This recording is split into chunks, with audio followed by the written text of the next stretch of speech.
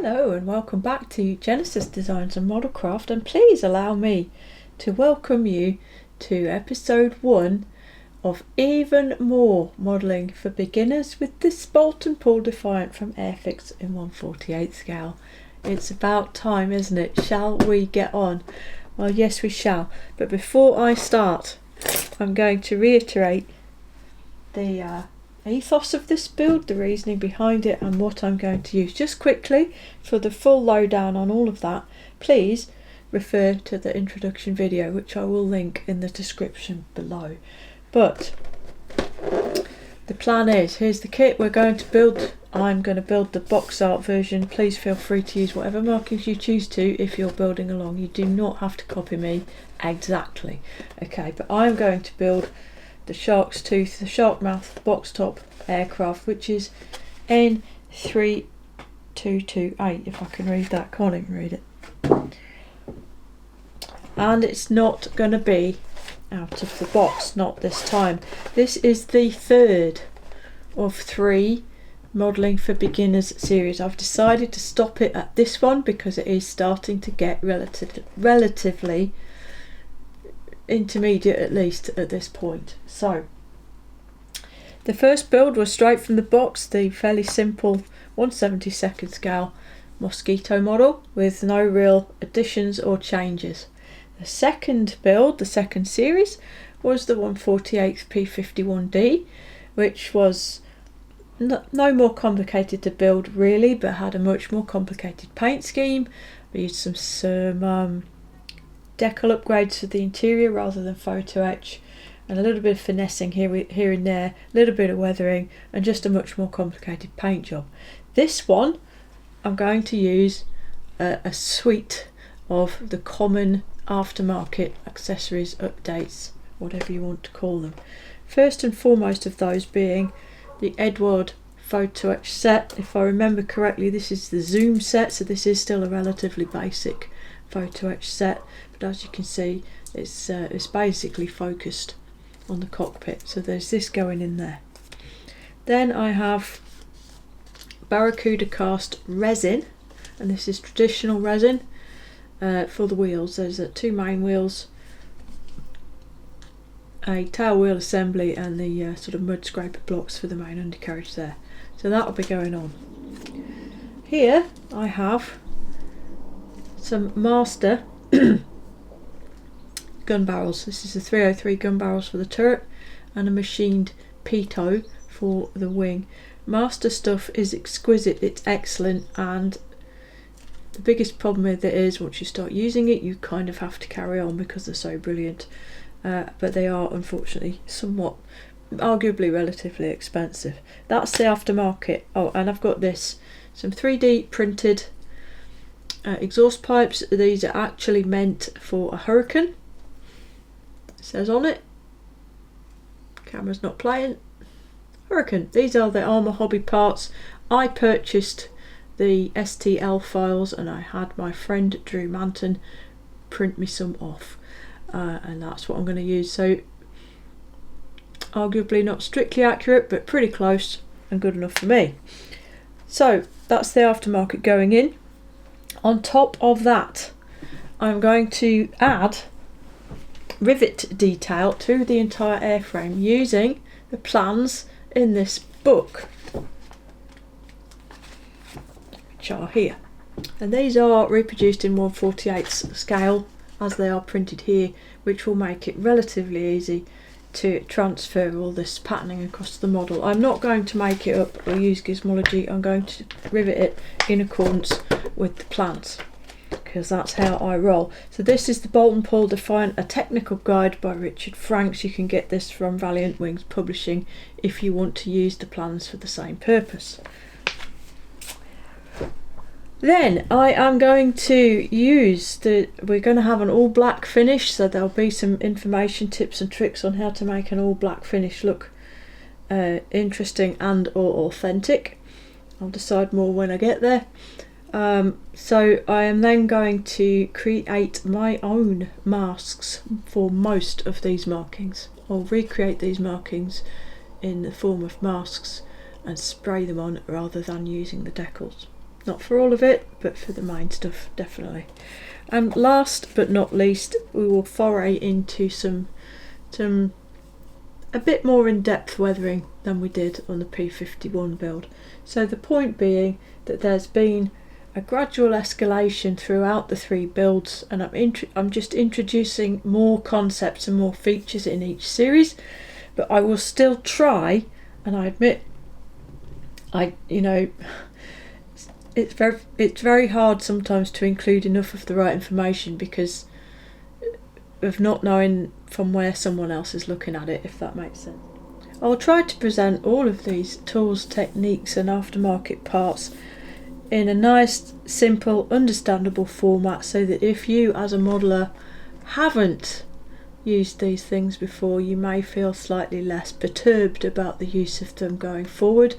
And conversely, if you have done any of these things, you may still pick up new tips or tricks or things that might make the process easier, more convenient, or provide better results. I don't know, but that's the idea. So this isn't a beginner's build in the purest sense, but if you look at it as a natural progression from the previous 2 series, you'll see where it's coming from. As I say, for more information on that, please do have a squiz at the intro video if you haven't already, just to allow me to explain where I'm coming from, because I did cop quite a lot of messages on both of the previous series saying this isn't for beginners, what on earth are you doing? Okay, so that's where we're coming from. I'm trying to use some sort of mid-level intermediate techniques, but I'm trying to present it in a way that makes it more palatable for people who may not have tried that stuff before. That's my aim, and hopefully I'll succeed. But above all of that, I want to have a fun and enjoyable build, and I want those of you who are following along to have a fun and enjoyable build as well. And I would absolutely love to receive feedback and progress reports from the guys that are building along, and I know there are going to be a few.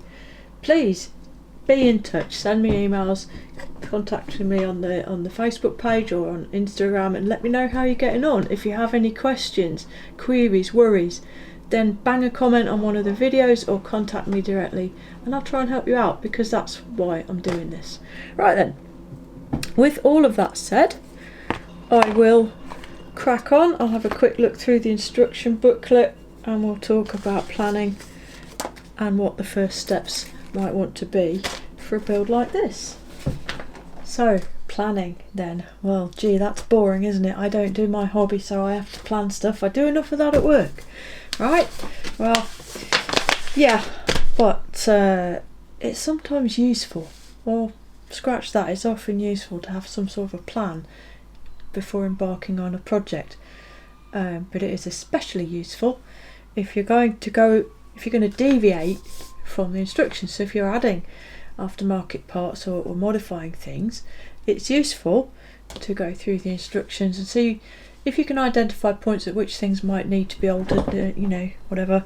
I've made a plan, here it is, look at the post-it note, and I've just written on it what I'm doing. This is partially for the video, so I don't forget to tell you what the plan is, but also, if you know ahead of time, which clearly you do, what you're going to do to the model, then it enables you to build a build sequence. That sucks. To establish a build sequence which fits what you want to do, so you're not cutting yourself off at any point or adding detail which you're then going to ruin whilst you're doing something else, and we'll get into that more now. So a quick look through the instructions. Now obviously I'm a relatively experienced modeller, so I kind of have half an idea of what I'm going to need to do before I even start, but the biggest thing here is the riveting, okay, because masks and weathering, that's all part of paintwork, that's not going to be an issue during the build. Barracuda wheels, master barrels, 3D exhausts, none of those are going to influence the build itself, are they, at all? We can add those at any point, really. The biggest one for the build, or the biggest 2 things for the build, are the photo etch parts and the riveting. So photo etch wise, that will just be incorporated as part of the build sequence here, which we will look at as I go into it and do it. But I'm looking at it now to see how things go together, where the joints are going to be, get a feel for the general kind of sequence, and it is, as you might expect, pretty much bog standard stuff. Thankfully Airfix are not asking you to attach the wings to the fuselage, because that would be a pain. Yeah, okay, pretty much what you might expect. Obviously you need to think about making inclusions for the brass barrels at this point so that they can be plugged in at the end of the build. Again, we'll do that when we get to it. Okay, so riveting then. Why does it matter? So the thing with riveting, it's useful to plan it into the build in a few ways and to try and make allowances in a few ways. So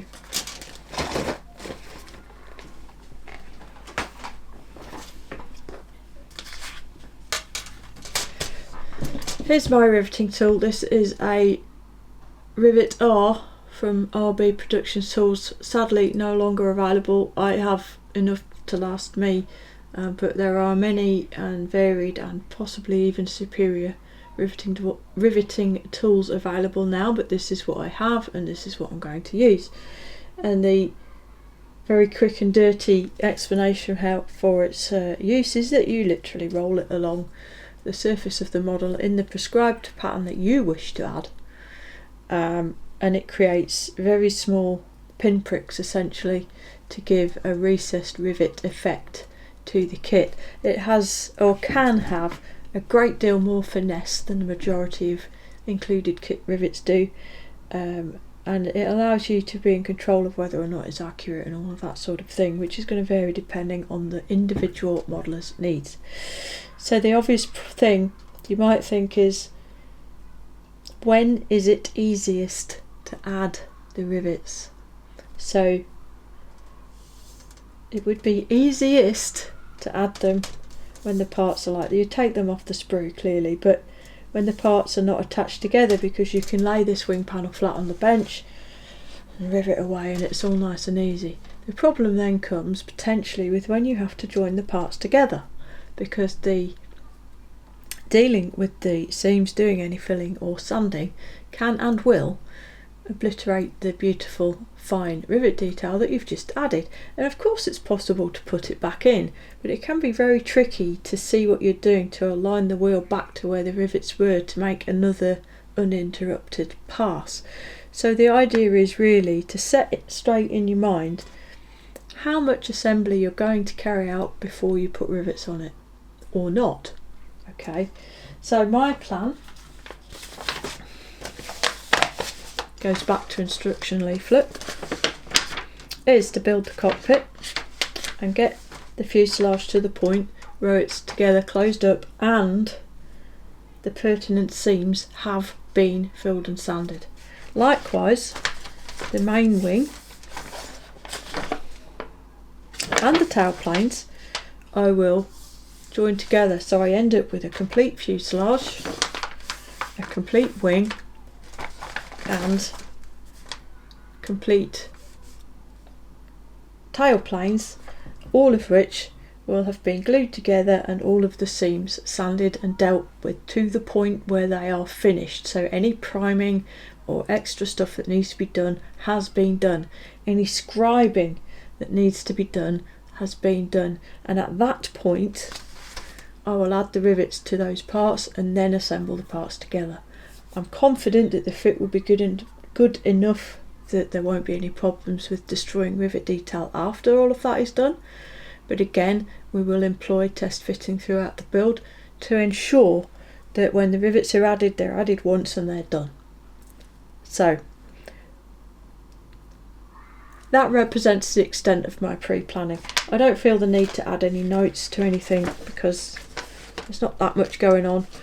So where all of that chat leads us, or leads me, is starting at the beginning, building the cockpit, step 1, page 3, but also at the same time or alongside the work on the initial cockpit stuff, I will remove all the parts for and build the wing assembly. The reason I'll be doing that is that the wing will be constructed with liquid cement.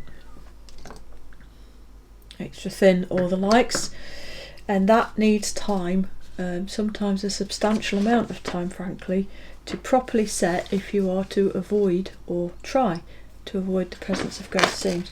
I'll use super glue on the fuselage halves, but I do not like using super glue on wing panels because of the way that they are, and because super glue is really terrible in shear, and shear loads are quite prevalent on wing joins if you're prone to picking your model up by the wings.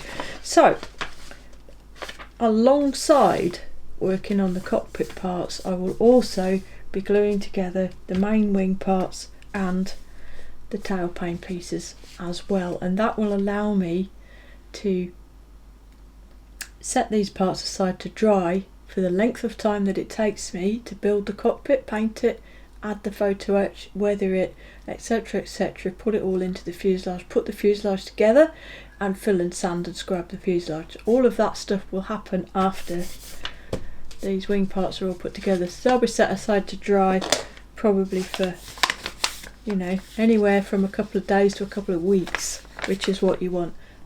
And as if by magic, here are those main parts already snipped from the frames. And I'll just very quickly reiterate the methodology used here, because I'm trying to aim this all at beginners to an extent. So you can see that looking at these parts, I have snipped them quite a lengthy distance from the actual part using these. These are my double-sided God hand nippers. And then the process to completely eliminate the sprue stubs is that I will switch now to my despised single-bladed nippers, and these are the budget ones which come in the departure set. That whole set costs the same as these God hands, so these are a bargain, and I will bring that in and snip much closer to the part. Clearly it's not critical on an undercarriage part like this, undercarriage bay, that these are perfect.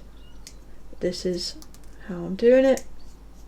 Just go around and use that delightful cutting action to get that sprue stub nailed just a lot closer to the part. Now depending on the stub and the part, you can with these nippers get a virtually finished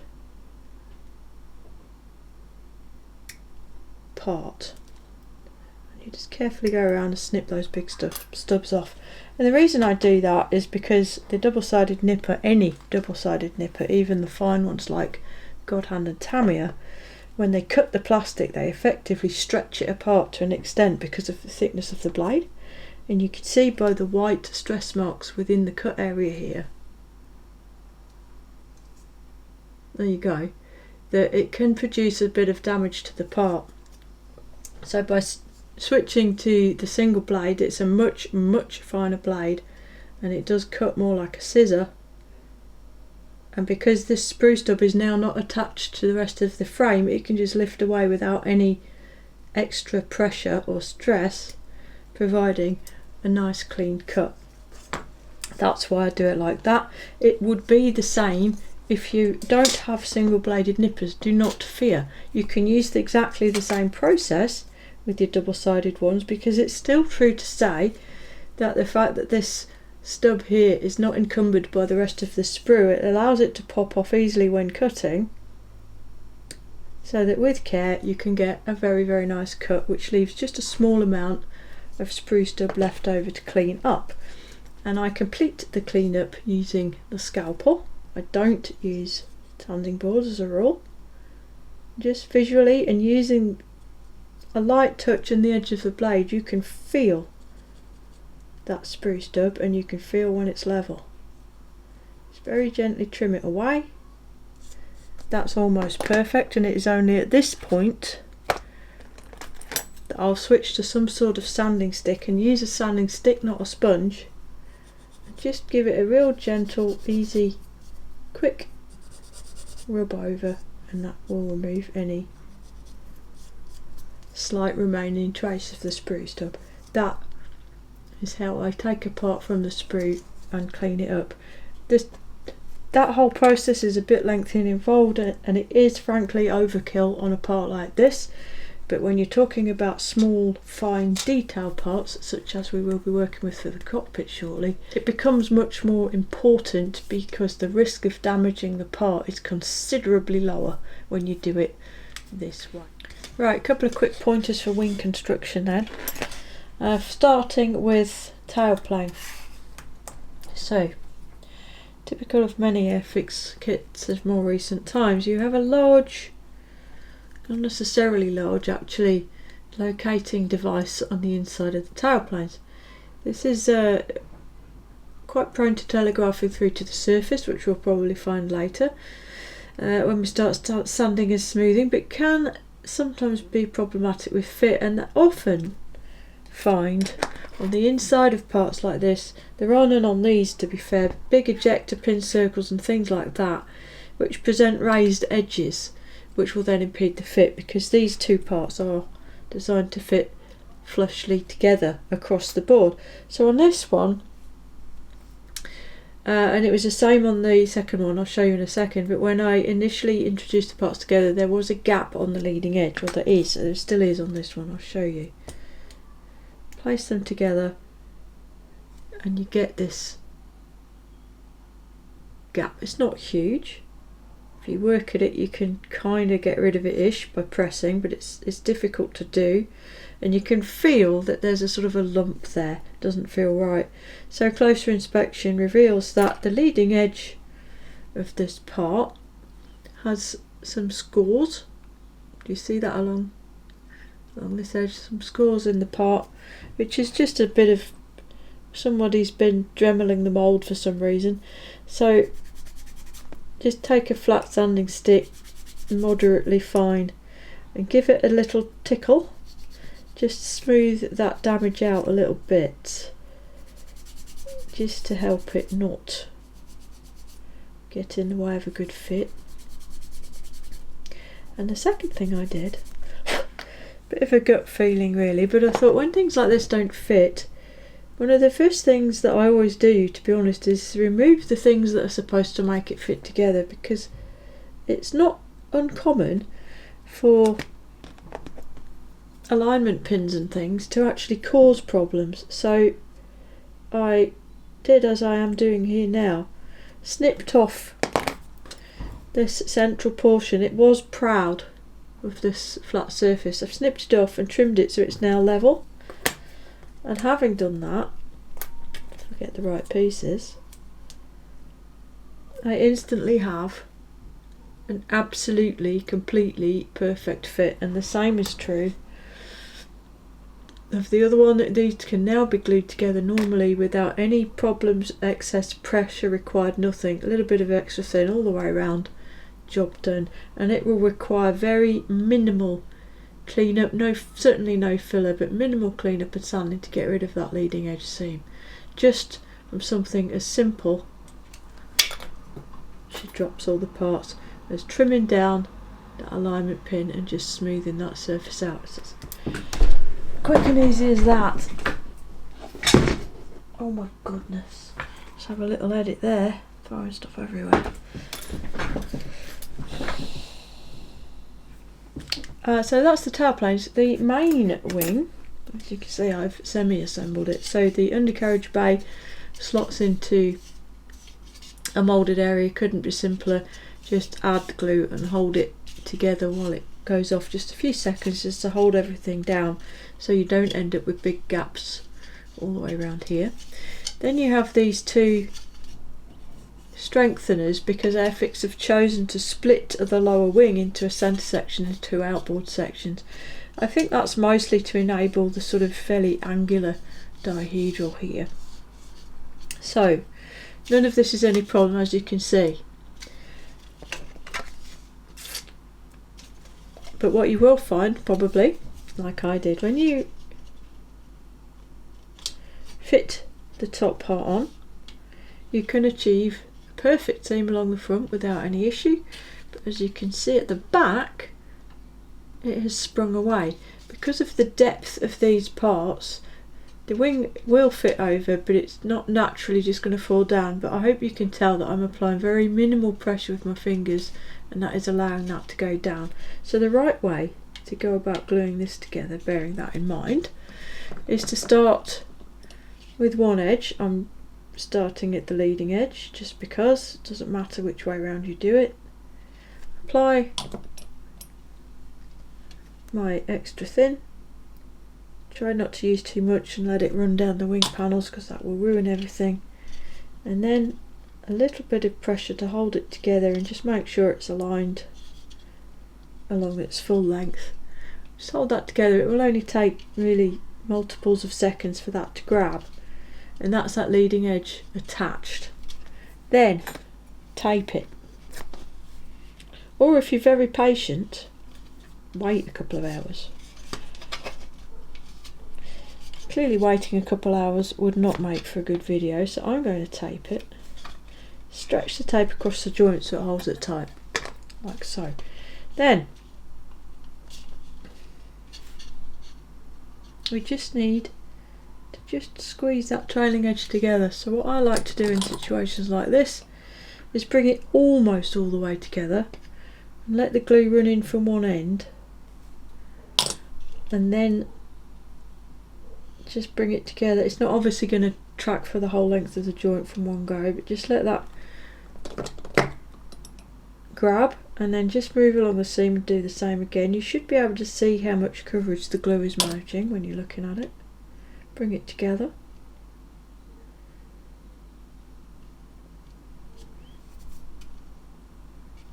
Just carry on down the seam like that, applying patience as well as liquid cement, and then a little bit of pressure.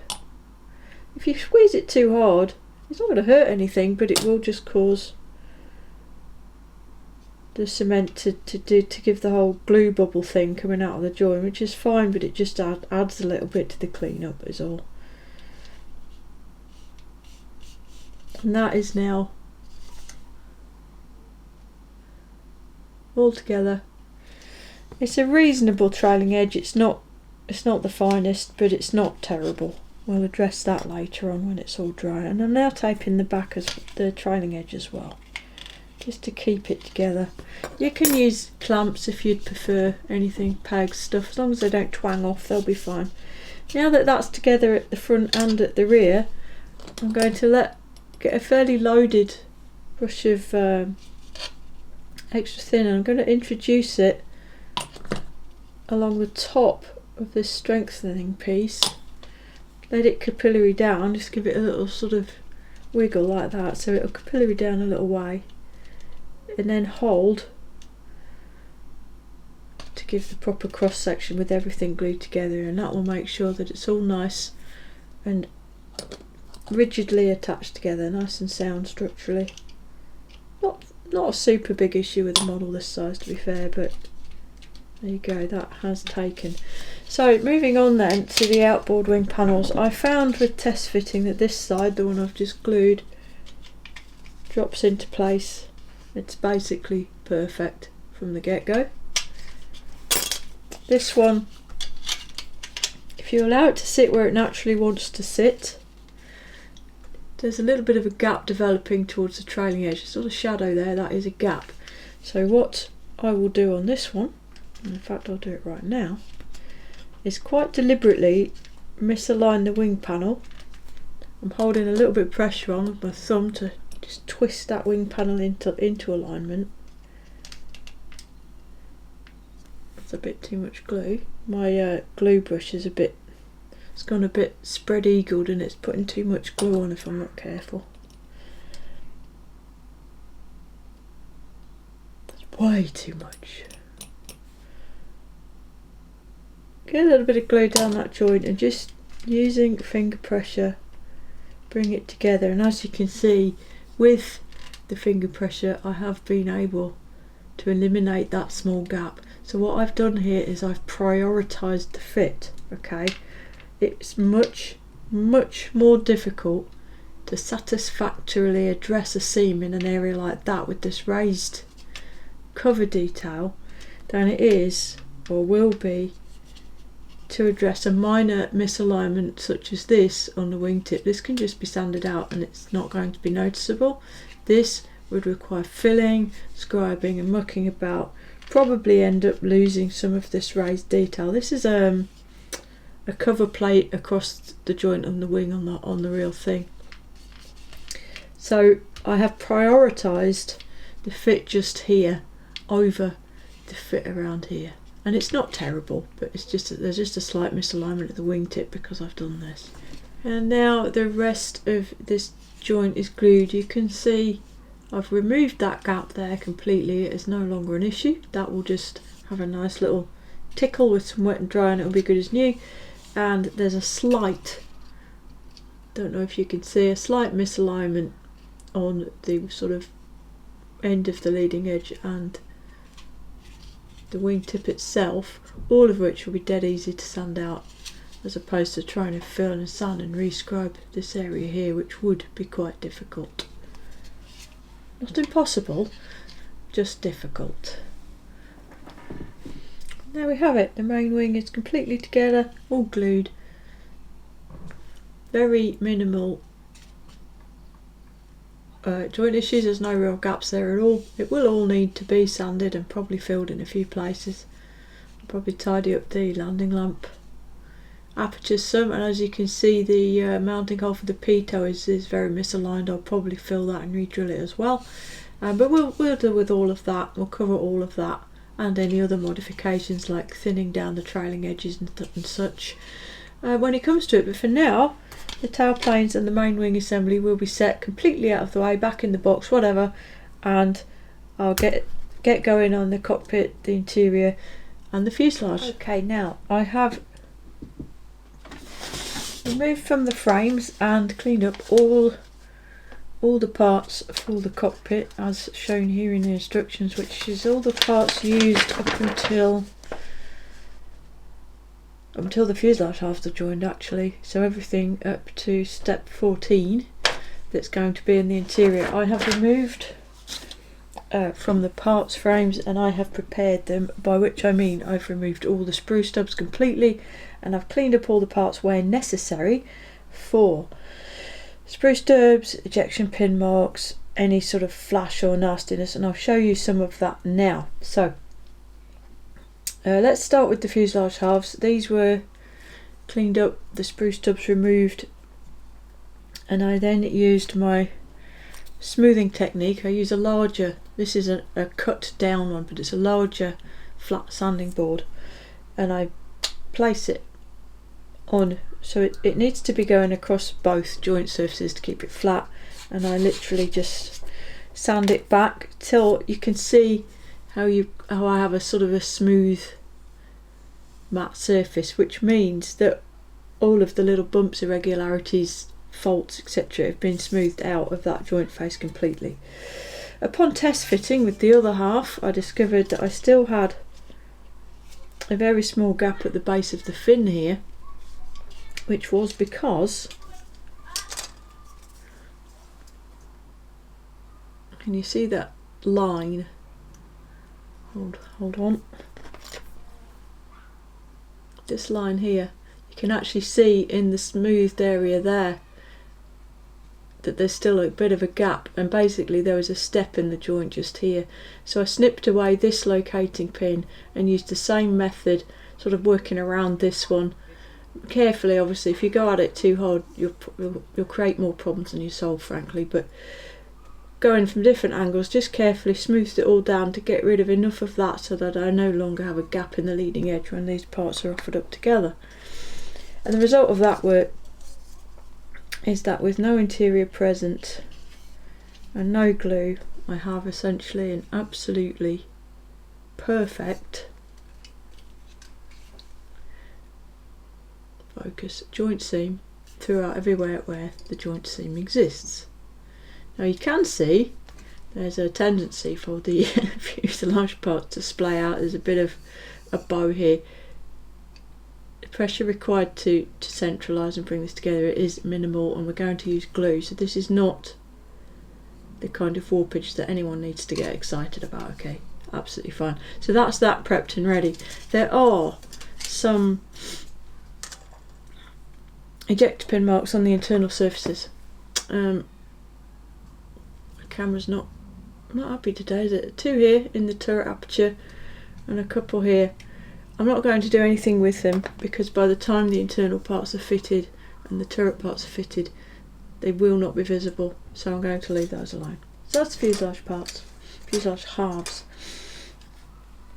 This is the cockpit floor that has been assembled as advertised. These two pieces of pipework, carefully prepped, seam lines removed, and those are glued into position. This is the forward firewall or bulkhead. There's a little piece. I've glued that in and temporarily attached the floor to set the angle. And I've attached the little rudder pedal assembly to that. It's quite prone to getting bent. And that is the extent of the actual assembly I've done. There's always a balancing act with interiors for how much you want to pre-assemble before painting, because I personally like to have as much assembled as I reasonably can, but you don't want to assemble it to the point where you can't really easily get at things to paint them. So it's a sort of a balancing act, and everybody's level is going to be different. Some people are going to want to paint everything before they attach anything together, and that's perfectly fine, but this is how I go about it. Okay, so next up then, let's look at the seat. This is the pilot's seat, and it's not too bad. As kit seats go, it's not too bad. We've got a little bit of sort of back pad wrinklage to suggest a leather pad there, and this half of the seat I have completely cleaned up. You see, it's nice and smooth. This half is how it came. Note the large mould seam and the big chunk of whatever that is. It's not very good. So this was all trimmed and sanded until it looked like that, and I simply use my scalpel. Now arguably there is supposed to be some sort of sticking out thing just here, but I'm not bothered. So just trim it down. It's always best to try and trim things down, whether you're sanding, sawing, carving. Always best to try and go little bit by little bit rather than try and hack everything off in one go. Till that's gone, then moderately smooth sanding board. Again, don't use a sponge because it won't sand it flat.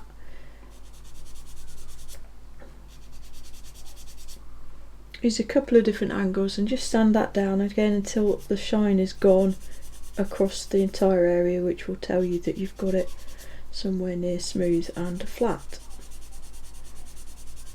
like so. Then switch to a sponge and give it a little tickle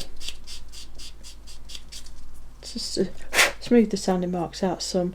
And the final thing I did, and it's very subtle, but this seat is quite good already, but I just thinned down the edge of this web a little bit, and I used the scalpel again and just carefully using the end of the blade basically add a little bit of a taper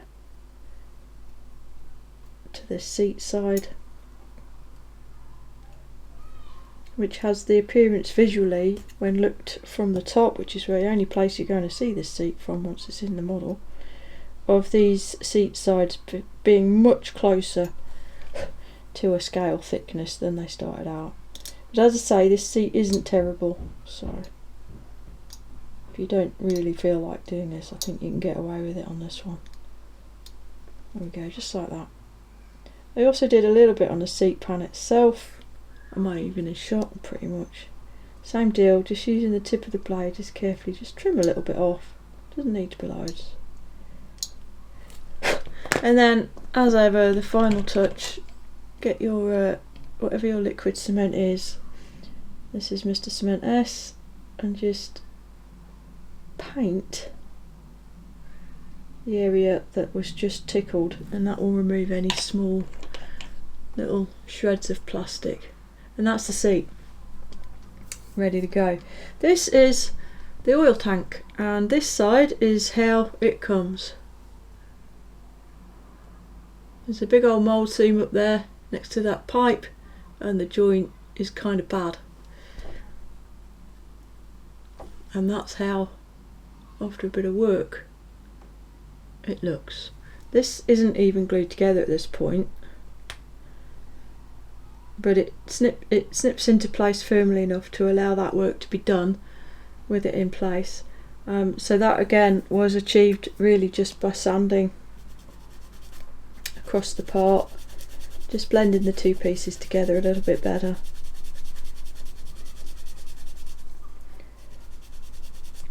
There's a taper on this lid part which goes against the rest of the tank, so visually it looks worse than it is because of that. It's particularly obvious where this spout is, pipeline. And again, just utilising the different grits of sanding stick. This has got a coarser grit on one side and a finer grit on the other. Work your way around. Tidy the part up. Now the pipe itself, the fitting, this large kind of that large step doesn't need to be there according to my drawings, so I removed it. And again, I use the scalpel for a lot of things. A lot of people tend to use sanding sticks and what have you to do things like this. I find it much quicker and easier. It's easier to control your shapes and angles using a scalpel, I find. If you don't find that, then by all means don't use a scalpel, use a sanding stick. Just work my way around the part, trimming away some of that extra meat, plastic, and removing these dirty great mould seams from the parts. Now I would address a point that some of you are no doubt thinking, maybe even calling out to your screens. But Jen, you won't even see this part when you're finished. It's behind the instrument panel, Jen. You won't even be able to see it. You're absolutely right. You can't, I don't think, really see this part when fitted beyond maybe a sort of a hint of an identification that it's there. But my argument here is this is really good practice for minimalising seams, joints and fit issues in an area which won't be seen when you're finished. So why not? Why not practice? If you're not used to using a scalpel to carve things like this, why not use this as a perfect opportunity to practice finessing a part in the safe and sure knowledge that you won't even be able to see it when you're finished. Or, you know, just ignore it. It's fine either way. And there you go. So that's the worst of that excess plastic and seam has all just been sliced away with the scalpel. Then I take the same sanding board using the fine side. Really, you're just tickling it to smooth out the marks the knife has left. That's all I'm doing. Not really changing the shape particularly. Just work my way around the part like so. Same on the little pipe. Then go back to the sponge and let the sponge conform itself to these shapes, and that will just nicely smooth everything out.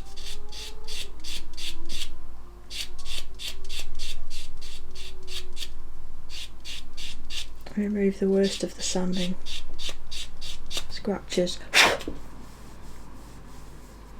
and there we have a much better looking oil tank, which when fitted lives over here. So it just sits behind the rudder pedals like so. So that was that. Okay, so seat's done, oil tank's done, floor's talked about. This piece just needed cleaning up. Put those there for the moment. Now, the frame to which the seat is attached. This had an ejector pin circle where I'm pointing with the tweezers. You may be able to see it as a difference in texture. I have filled that with super glue and talcum powder and sanded it smooth. For reference, when the seat is fitted,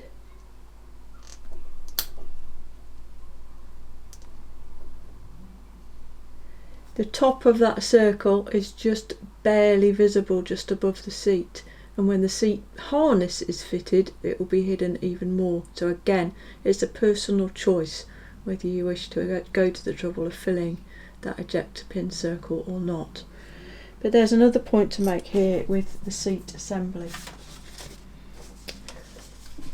Moving to the Edward photo etch set, and this is the zoom set instructions, and it shows you here with the fitment of the harness to insert the top part of the shoulder strap through the little slot on what is the head armour for the pilot.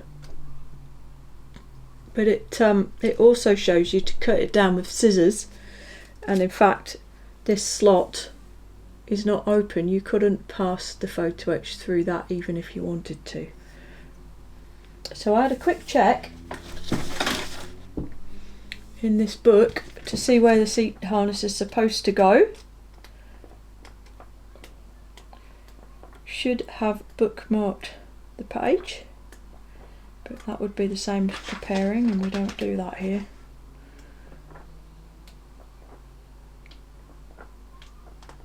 Here we go, and here's the page which has got pictures of the seat, and you might be able to tell if you look at this image for a moment that is showing the seat harness shoulder straps as going through the back of the seat in a similar way to it does on many British aircraft of the period.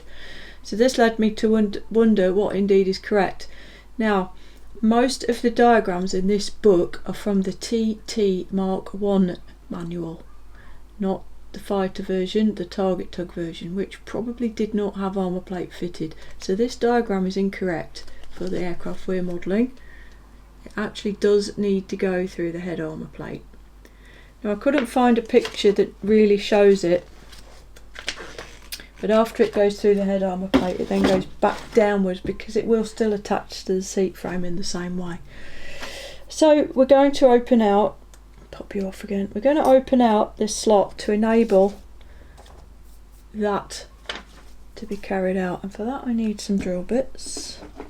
So get my little set. These are available off Amazon for not very much money. If I remember, I will put a link in the description. And I'm going to select a drill bit. I'll zoom in a touch. I'm going to select a drill bit which is the right size for the end of the slot. And I'll do that by trial and error rather than by measurement. That's too small.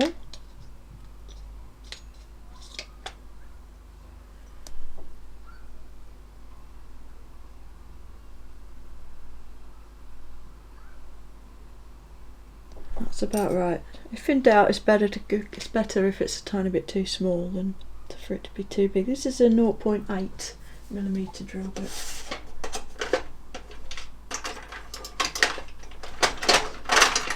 Get my pin vise. Okay, and I'm going to drill through right at the very end, each end of this aperture, or this moulded representation of the aperture. So the circular hole I'm drilling is making up the end of the slot.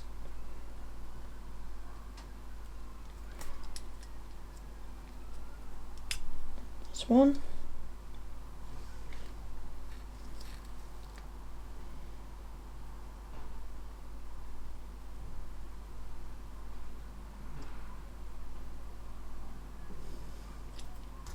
There's the other.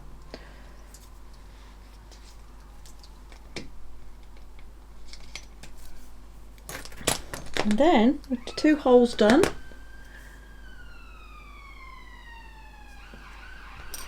it's all going on outside today, isn't it? I'll use the scalpel and feel the edge of the slot with the blade, and I'm just going to join the dots basically.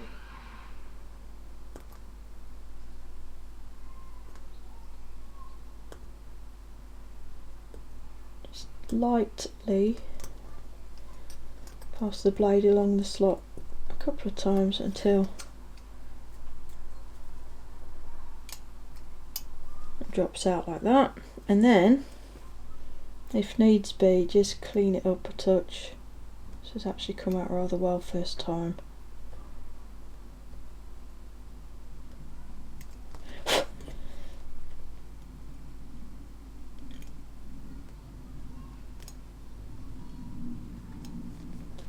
Again, if you're not confident using a scalpel like this, by all means use the end of a small needle file will be just as good. And then to finish off the slot, get the liquid cement and just polish the edge basically, like so. I now have a slot, albeit probably a touch over scale, but I have a slot now that I can pass the harness through as per the original. Now what have we got here? This is a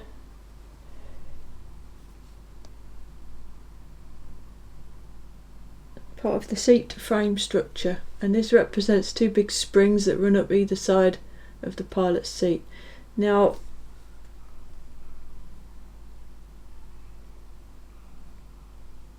these springs are very softly moulded, but there's also those two holes, so I'm going to drill the holes out. Same deal, find a drill bit that fits the indent. Be very, very, very careful doing this if you're going to copy, because I'm doing it without the pin vise. I've gone off camera, I'm sorry. Doing it without the pin vise because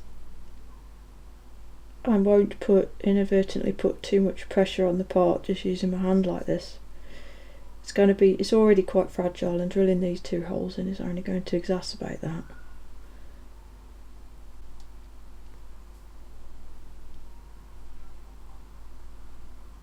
Much easier to stay in control of the amount of pressure you're putting on a part when you're just using your fingers as a drill. Also less likely to injure the finger behind. There we go. Success. And hole. And I'll do the second one off camera because it's not very exciting to watch, is it? Alright, that's both holes in it.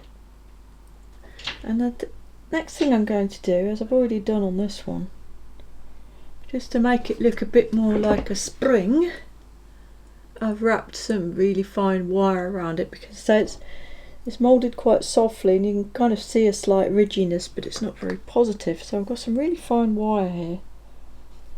You can probably barely see it. There we go. This is very fine copper wire, which I've got out of this pack. This is from AK, and it says it's 0.07mm by 20 grams. Quite the sheaf in here. Should last me forever and then some. But please, you don't need to spend money to get stuff like this, because another way to get wire like that, I've got a little collection in here of bits of electrical wire that you can, if you take a piece of electrical wire out of a small broken thing, you could strip them down and you can get wires all kinds of sizes, but you can get wires this wire this fine for doing things like that. And all I did, hold it roughly in position on the part to start your spring off. It's a really small part, so it's a bit fiddly. And just start winding it. Keep a little bit of tension, but the parts are very fragile, so don't go nuts. Wind it around, and every now and again stop and kind of bunch it down. Push it down the part and it will just contract all the coils together. All the time trying to keep hold of that free end. And just keep doing that.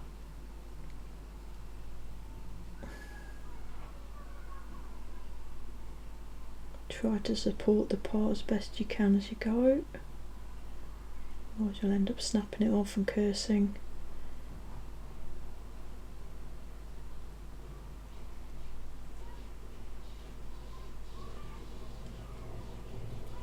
Till you get to the end. Again, I'm just holding a tiny bit of tension on there. I've got some super glue on the side here. Just pop.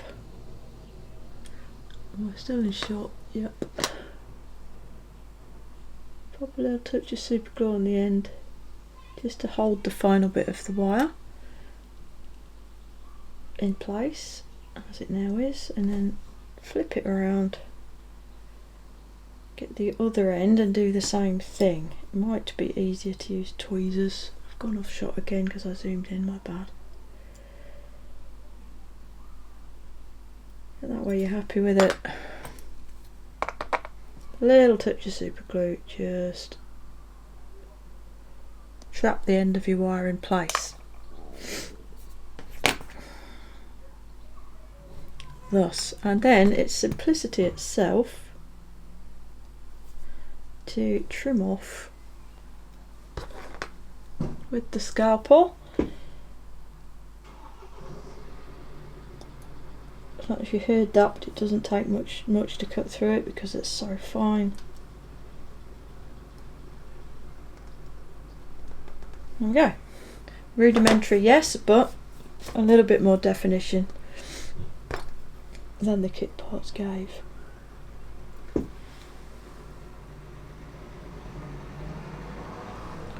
So, we did a bit of scratch building as well already. Right, so the final part I'm going to talk about here is the beginnings of what we're going to do with the photo etch.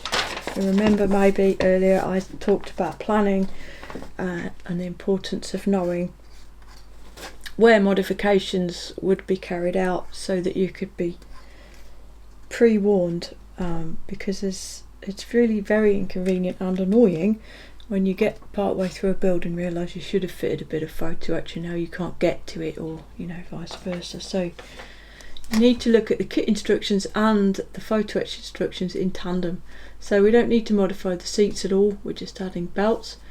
This is a turret part which we're not looking at yet. This is the instrument panel. So when it's coloured in red, it says there, parts to be removed. What they mean is you need to remove the detail off of your plastic part to allow the photo etch part to sit flush. And likewise then on our side frame, which is this one, and it does tell you it's part D20, it says to remove these two pieces here, those being a throttle quadrant and a lozenge shaped moulding.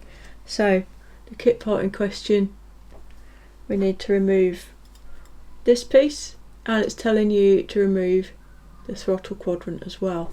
So the next thing I always do is take a look at the photo etch part that is going to be used to replace what I'm removing, because sometimes it actually is better to keep some or all of the plastic part in place rather than trying to use all of the photo etch. And this is one of those times. So the piece that the throttle quadrant will be replaced with is this fabulous little arrangement here. Yeah, so what they want you to do is fold this part 1, 2, 3, 4, 5, 6 times to create a 6-layer thick piece of photo etch to replace this moulded piece of plastic. Now for my money, I don't think that's going to look very good. So what I'm actually going to do is just trim down the very front of this moulded quadrant and clean it up. There's a little bit of mould seam and nonsense on it. Not a lot, just a little. Clean it up and just trim down the top, the front face of it. You can see that there's a ledge just at the top there. I'm going to make it so that it's all one, get rid of the step basically so that it's flat, and I'll trim off all of the levers because they're all a bit mismoulded, bent, broken and rubbish looking already. So I'll just do that carefully again with the scalpel. And again you could you could use a file or a sanding stick if you want. The scalpel is a lot quicker. Be careful because it's kind of fragile. As you can see, it's all bending and bowing terrifyingly. Just trim it down carefully, like so. Remove the levers, I'll replace those later.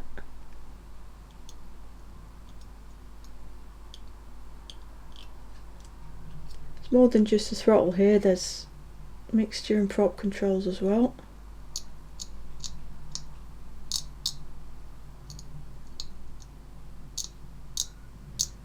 And it is quite a sizable unit on the real aircraft as well.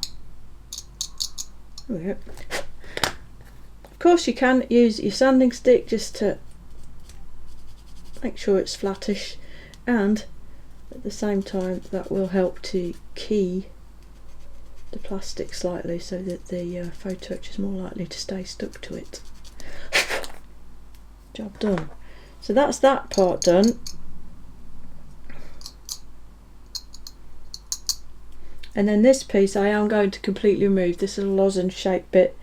On the reference photos I have, that part is occupied by a radio box, and the photo etch set replicates that radio box. So this time I'm going to use the Display single blade nipper to snip it off.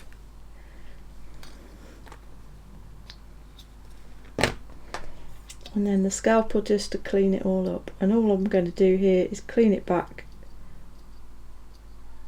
so that the string is one thickness all the way down, and the photo etch part will just get added back onto it. Access is a bit tricky here, so I'm going to switch to the number 15 blade because here I can use the end as a chisel. And notice I've moved my fingers well out of the way, and just carefully smooth that down.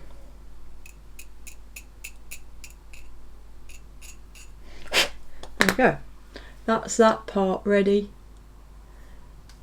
to have the photo etch applied after it's been painted. Now interestingly, the instructions for the photo etch do not mention much in the way of removing detail from the other sidewall, the moulded sidewall part, but there are multiple pieces of flat PE offered to add to it, and if you look at the part, there's all kinds of moulded in detail on there. So clearly, in fact, if you wish to fit all the photo etch parts to D21, you will need to slice some or all of this detail away, and again access is going to be tricky to do that. And then likewise the instrument panel itself will need to be flattened. You can see there's all this nice dial detail on there, and the kit does include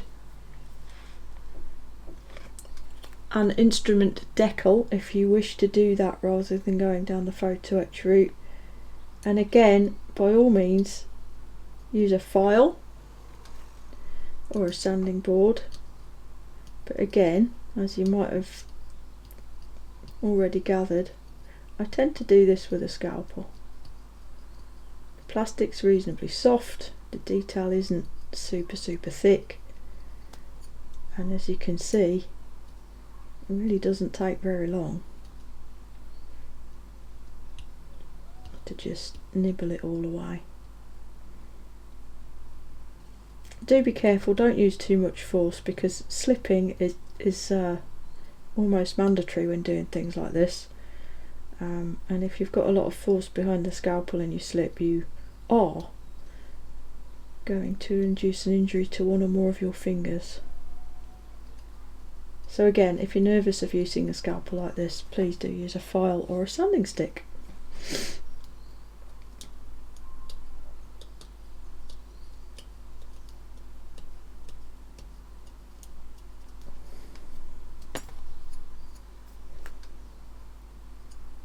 Where the detail's a bit deeper, like these top two instruments here, they need to come off as well.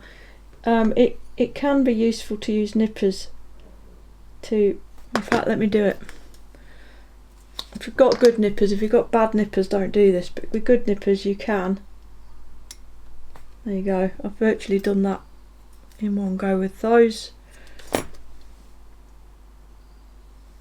And then just finish it off.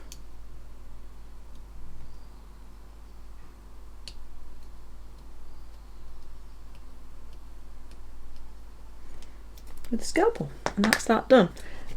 And as with the other parts, I will whiz across it with a fairly coarse, this is a fairly coarse grit on the sanding stick, and again this is really mostly to key the surface up, to give the photo etch a fighting chance of staying stuck down.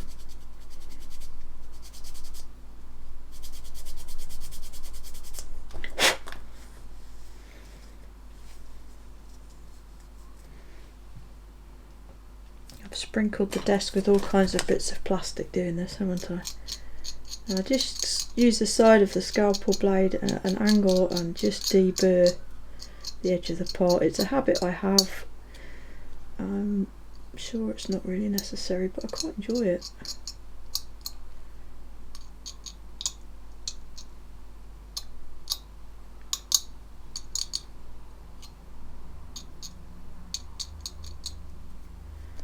There we go.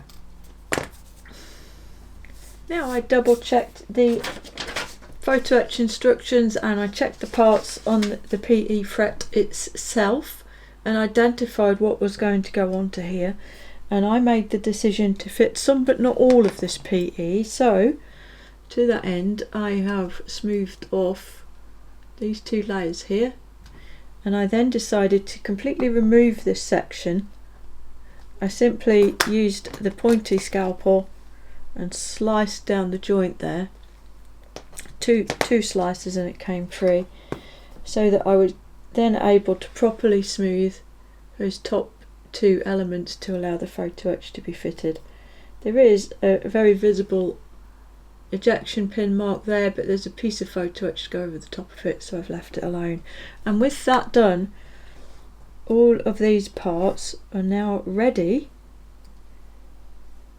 to have the paint applied and a little bit of further assembly done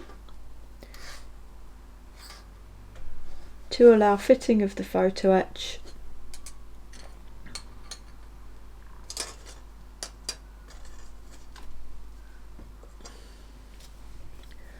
and then further painting and weathering of the internal areas, and all of that is going to be covered in episode 2. I have more than enough footage here for episode 1 already, so I'll leave it there for now. I hope everybody has enjoyed this video and hopefully picked up a bit or two from it. I especially welcome feedback from those of you that are building along, how you're getting on with your builds, and if you have any extra questions or queries, don't hesitate to get in touch through one of the many channels you can do so. You can use the Facebook page, you can use the Instagram page, or you can email me direct with the email that is on the home page of this YouTube channel. As always, thank you very much for watching. If you do wish to support the channel directly, you can do so with the Buy Me a Coffee link, which is reproduced below. And with all of that said, I think it only remains for me to say until next time, look after yourselves, look after each other, and Genesis out.